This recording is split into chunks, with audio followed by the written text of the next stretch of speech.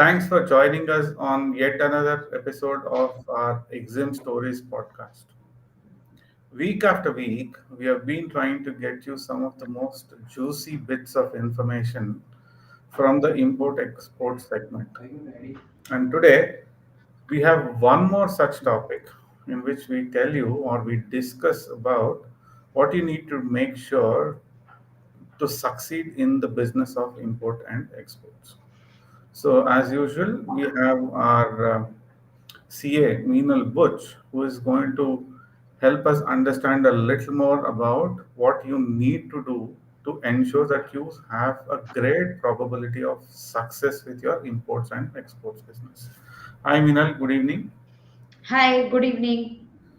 So, the other part of this conversations is that the Indian Institute of Material Management has become our partner and is supporting us on these episodes fundamentally because they see a lot of value for materials management professionals to follow this episode.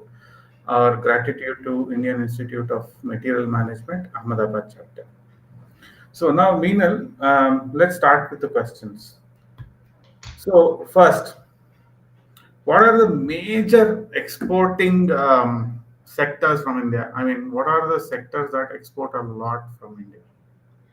So, to name a few sectors, the majority of the sectors which India has a good dominance in the international markets are pharma, chemicals, engineering, petrochemicals, then textiles, electronic goods, then food related products like cereals, etc., iron and steel, dairy products, plastics, then automotive, engineering, garments, and like the bed linens, etc. Those are called textile made-ups and all. So these are the few major sectors which India has a dominance in the international market. However, there's an important point I would like to make here. Though we look at it from an India perspective, this are a huge product and like huge sector for India. However, our share in the international market in terms of exports is meager. It's like less than 2% of the total imports happening across the world. India just contributes less than 2%. So, what it means is we have huge potential for exports from India, provided we have the right understanding, right products, right market, figure out at the right time. Okay. Okay. So 20% of the world population is contributing to less than 2% of export. So which means that there's a lot of opportunity.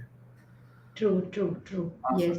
Okay. So now the next question is we are exporting all right, but what Yeah. are the biggest markets that we export to? I know probably the first guess is United States, but what are the True. other countries that we export to? So to name a few countries again, who are the top 20 countries which India majorly contributes, like India majorly exports to.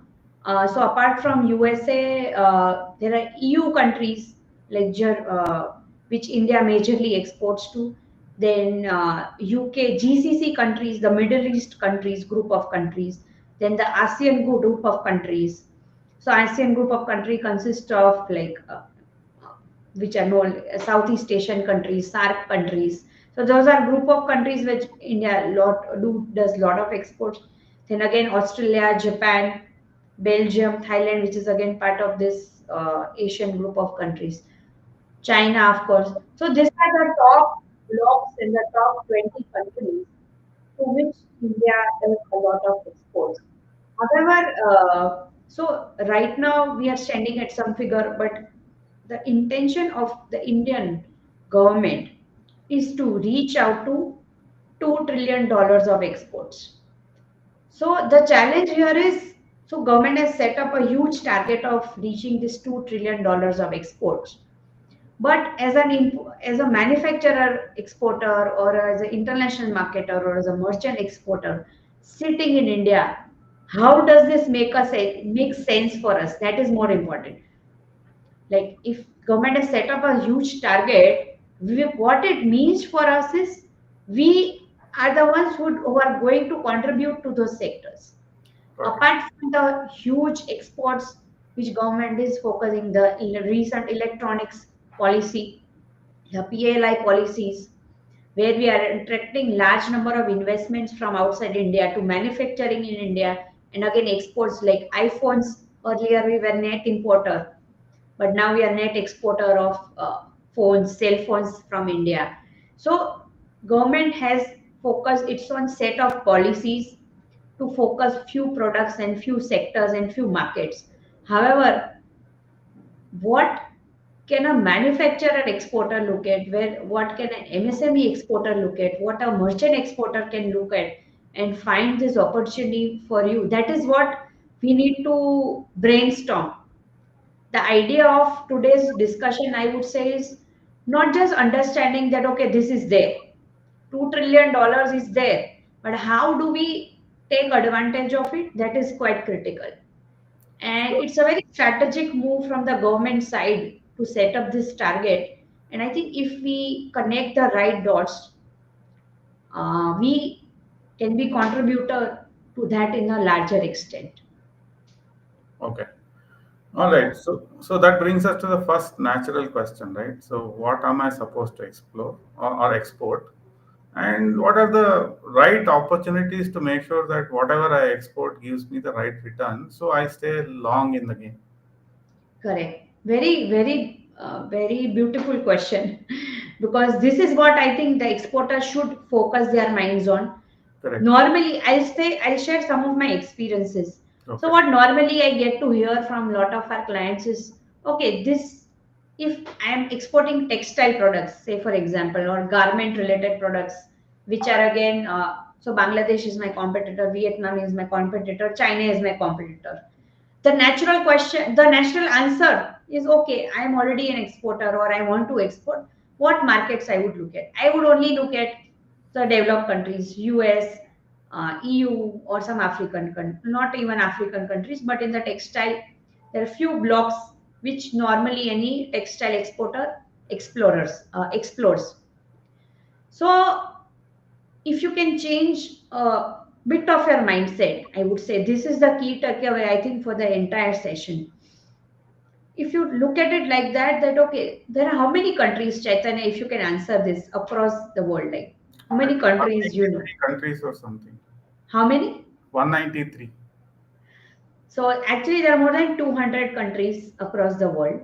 Okay. If you just list the top 20, it's only 20. Okay, Hmm. but there are 180 countries in the world which India has yet not explored much in depth. Okay. So, clothing, a garment is a very basic requirement, a very basic requirement for any country in the world. And if you look at small countries like Panama and Peru and all, they also need, they may not be the manufacturer of these products. So, let's look at this product a little differently. Normally, we just look at, okay, this, my competitor exporter is exporting to these countries, so let me go to that country, let me look at, okay, what is the data available, right? That is a normal sequence, a normal thought process which today many exporters look at. That okay, I will find data of 100 buyers who are and those buyers are which somebody is already exporting from India. Got it. Okay, so I am myself competing with my competitor exporter in India. Same Okay, competition goes there. same competition. Then where you will be able to stand, you will just cut down the prices. That's it. Because there is no major distinction either in the product or the value which you can bring in. So this all queries I face on it. Like, okay, madam, just give us the list of the buyers, the list of the countries, and we'll start exporting. Okay, I'm pretty sure it doesn't work like that. True. How you should look at it is, first understand what's your product, which I think nobody better than you can understand your product. Correct. Then look at the number of countries present in the world. Okay, and identify against each country, what is the volume of import of your product they are doing. Okay, this is a very good exercise. If somebody is watching here, they can just note it down. My HSN code, for example, my product is falling under chapter 61. Okay, I will list against my chapter 61. This is an activity you can do. Number of 200 countries across the world, how much that country is importing today. Not necessary they would be importing today from India. Correct. They would be importing from anywhere in the world. Got it. Okay. True. Then I will plot what are the duty rates imposed by those country on my products. Some country may be imposing zero duty, some country may be imposing 5% duty, some country may be imposing 20% duty. So what that country is, what customs duty rate is that particular country imposing in my product. So if these two things are there with me, trust me, you will be able to at least decide how many countries you can target. Okay, not necessary out of 180 countries everybody would be importing your product. Assuming 40-50 countries may be importing your products from across the world. Then you also plot the duty rates. Again, there is a filtration. If that country is imposing 30% duty on your product, which means it becomes costly for you for now. Of course, it doesn't mean that that country may not buy your product, but we are targeting right now the low hanging fruits, the low hanging countries where we can easily penetrate into the market. Then you do a filter of, okay, which countries imposes a zero duty on my product or a concessional like less than 5% duty on my product. Okay, and then you have the statistics. I think you will at least land up on 20 new countries who could be your target market, Okay. right? I have done such kind of analysis for textile. Would you like to see? Why not? I'll just share my screen.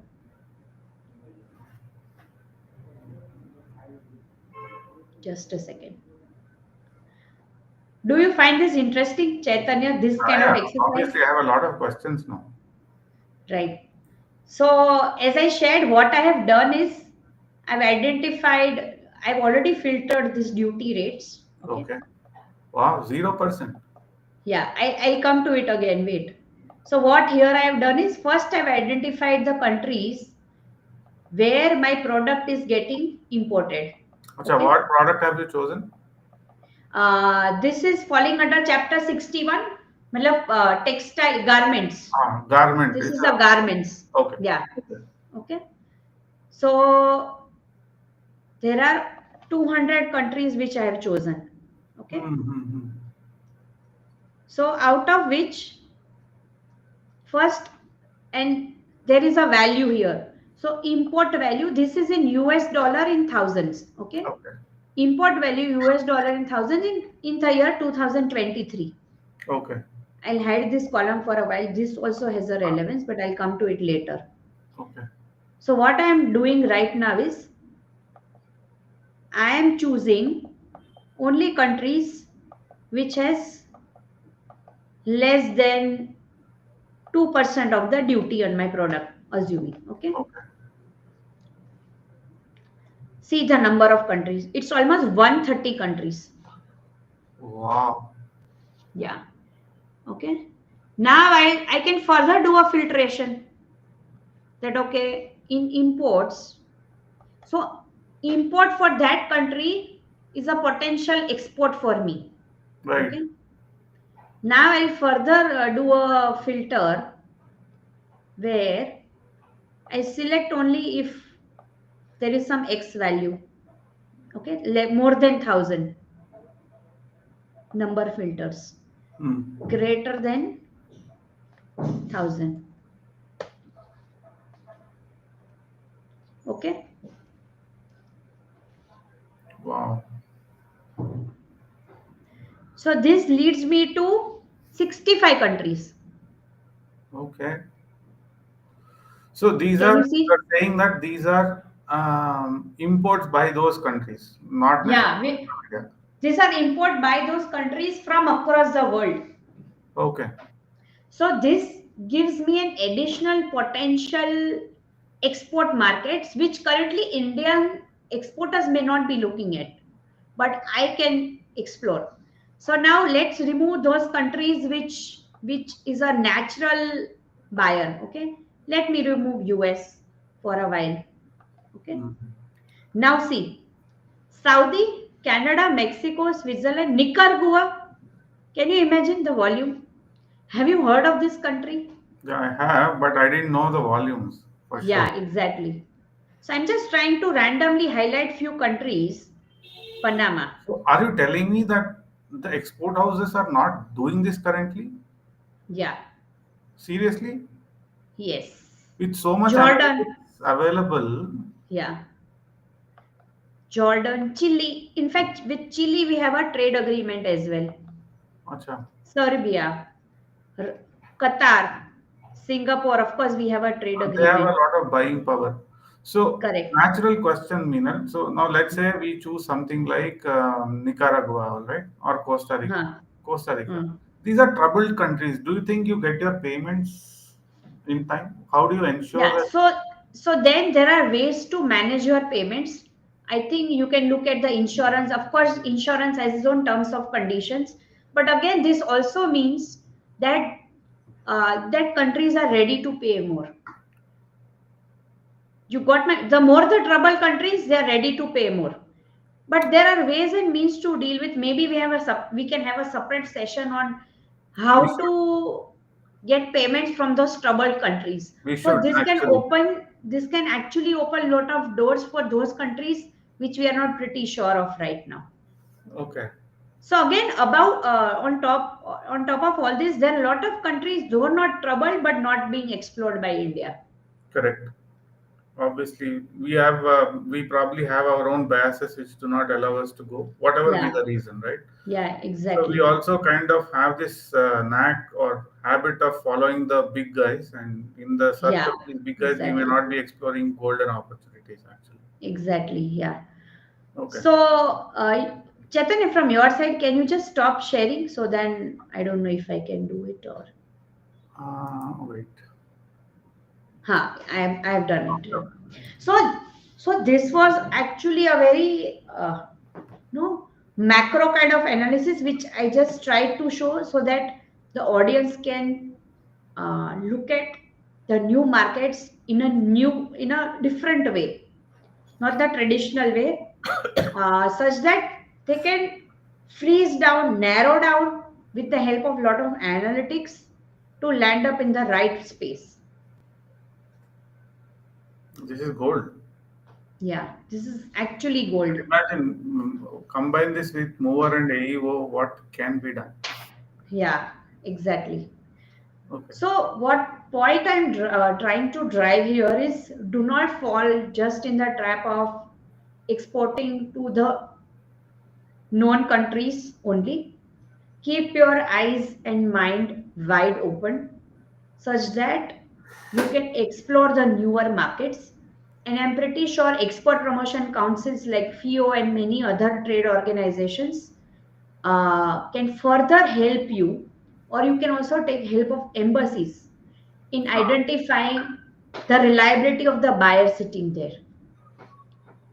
But excellent. so in I don't know how to put it in English, but there is a saying: "What gets asked gets done." It's actually what gets measured gets done, but here I would put it like that: what gets asked gets done. So unless you yourself as an exporter are not equipped with the knowledge of data analytics, Nobody if can you help do you. not know, yeah, nobody would fall or tell you from the sky कुछ ऐसा blessing नहीं आ जाएगा अचानक से that you will start exporting to these countries. Okay. Now I'm excited to ask you two questions out of syllabus, but yes. Now, how is FIEO equipped to Huh. help us to take a business to a newer country? So what we can then do is, so once we identify, okay, these are the countries I am looking at, they have tie-ups across the world. Mm. Okay. They would also be able to assist you in identifying whether you should be doing business with this country or not, Okay. and then further reliability of those buyers. Uh, so you can also pay a visit to those countries, because nowadays international travel is not a Not a big big task. thing. Yeah. Now you can Yeah, travel anywhere. and Yeah. also you can request FIEO and such bodies. So if you are particularly into this garment sector, you can ask Texprosil, who is your counsel, that okay, these are the 5 countries, cluster countries which are not being explored. I am asking for. Can you help us a delegation visit? You can combine 4 or 5 people can go there and visit, or Okay. you can ask those delegation to come to India. They would be more than happy. See, with the new geopolitical scenarios evolving day in and day out, China plus one and others is going to be true, and it is already happening. So why don't you explore other markets who are importing from other countries like China and other, and bring it to your advantage? Excellent. So this is actually the right time for you to explore newer markets, because they are also wanting to diversify their vendor base. Correct. Okay. The next question. Now, it's not very easy to contact an embassy. Now, how do you make that possible? So it could be embassy or a trade body whom you can connect with in India first, Hmm. and you can write to them with your specific requirement. Okay. Okay, that I am looking to connect to, for example, Chile. Hmm. Chile already has a trade agreement with India. So Okay. you can also combine your statistics with the knowledge of the trade agreements. So what effectively trade agreement can help you with is, they can help both ways, either imports and exports, and that is an arrangement between 2 countries. Uh, and when a government has entered into a trade agreement with a particular country, they have already considered these aspects of demand and supply.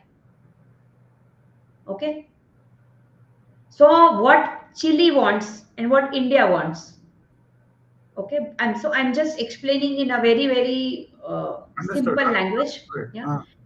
So that is how they negotiate trade agreements. That if I want this product which is not available in India, I would be more than happy to buy from Chile. If something is not being manufactured by Chile, I would be more than happy to buy from India. And that is how the trade agreements are negotiated. And the volumes are also estimated to identify that, okay, if 61 chapter is falling, is there, it consists of garments, etc., whatever the textile related products. Chile knows that, okay, this is my demand, okay, and which I am not able to manufacture today. Otherwise, so if there's a threat to their domestic market, they wouldn't Obviously. be happy to put zero against that. Correct. It's very logical. Correct. They'll put zero or concessional duty only to those products which doesn't cause threat to their domestic markets. So again, a low hanging angle. So if you do again further filtration, you should look at the trade agreements. Chile being a classical example, a small country, but it does, we have a lot of trade with Chile. Again, Australia recently, not recently, but since 1 or 2 years, we have signed a trade agreement. Then we've already signed a trade agreement with EFTA countries like Switzerland, Norway, Liechtenstein, and there's one more country I'm forgetting. So these are the, again, low hanging, further low hanging countries which have signed up saying that I want to import this from India at zero duty. इससे ज्यादा क्या चाहिए? No, landing up at the right products. Obviously. I think there are different ways to look at it. So embassy, again, you can contact the Chilean embassy or take help of Indian embassy. They're in Chile. They are quite accessible. No, to further verify the genuineness of the buyers, etc. Understood. Yeah. Excellent. So I Super. think just going randomly with the developed countries list Yeah. or no African countries list doesn't make sense. You Yeah. have to have a thorough study, backed by statistical analysis, backed by duty rates, again Backed by backed due by the diligence, backed by due diligence. backed by Then this, trade organizations and all that. yeah. So this actually helps you land up at the right place. Then it is up to you as an exporter to understand and analyze and start selling your products or start making a deal which could be a fair deal. Excellent. I think this session between the both of us, I mean, apart from the guests, I think has been the most moving, most informative actually. Okay, Thank you. excellent. Mm. Okay, so audience, I don't know if you paid attention, but if you have not, I recommend that you listen to this episode one more time.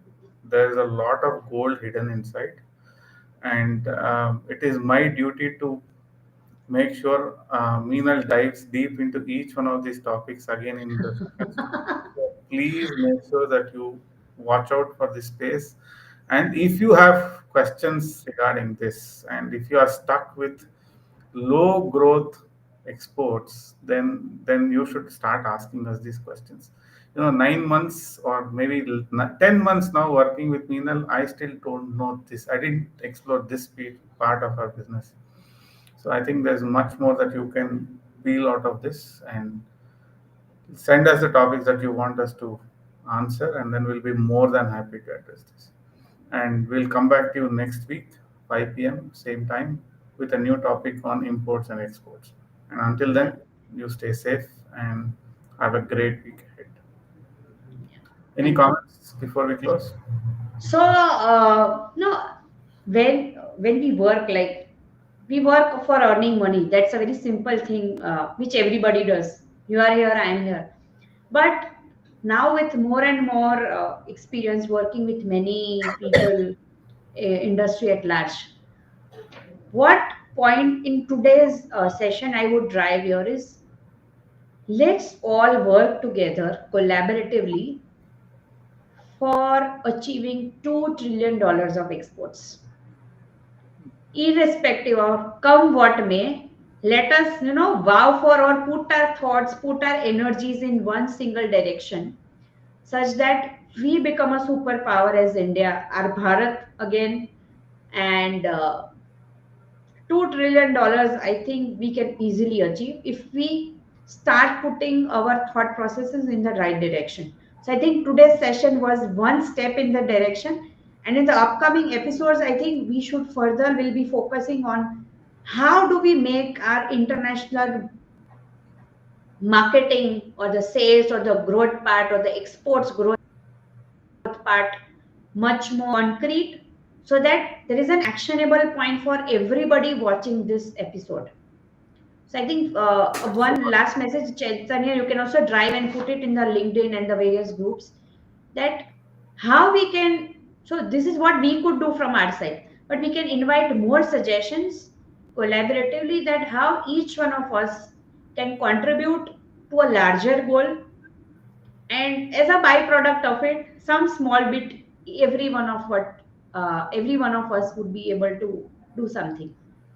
That's all from my side. Super. All right, audience, thank you so much. We'll see you next week, Tuesday, 5 p.m. Yeah. Bye. Thank you. Bye.